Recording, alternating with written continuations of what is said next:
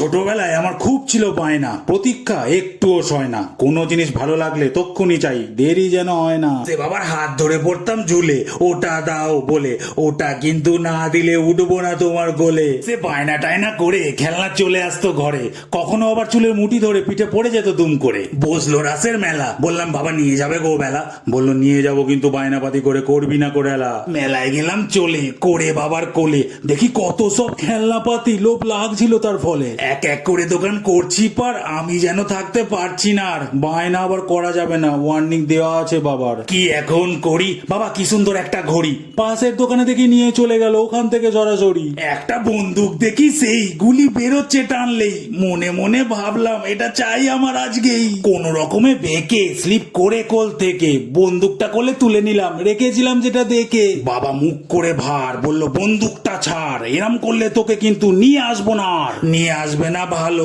বন্দুকটা নিয়ে চলো। মুখটা ওরম করে আছো কেন, দেবে কিনা বলো। শুয়ে পড়লাম বন্দুকটা রেখে, সে ধুলো ফুলো মেখে, দোকানদার তো চমকে উঠলো ওরকম আমাকে দেখে। বাবা মুখ করে বাঁকা, পকেট থেকে বার করলো টাকা, বললাম বন্দুকটা কত দাম বলবে গো কাকা। সবাই বলে নিজের টাকায় শখ পূরণ করতে, একটা সাইকেলের জন্য তখন কত কান্না জুড়তে, আজ ওটা বারান্দায় পড়ে আছে, একবার ইচ্ছেও করে না ধরতে। তাই শখ যদি আসো ফেলে, একবার সময় চলে গেলে পরে ওটা আর কোনো মূল্যই থাকে না, তাতে যে যাই দিক বলে।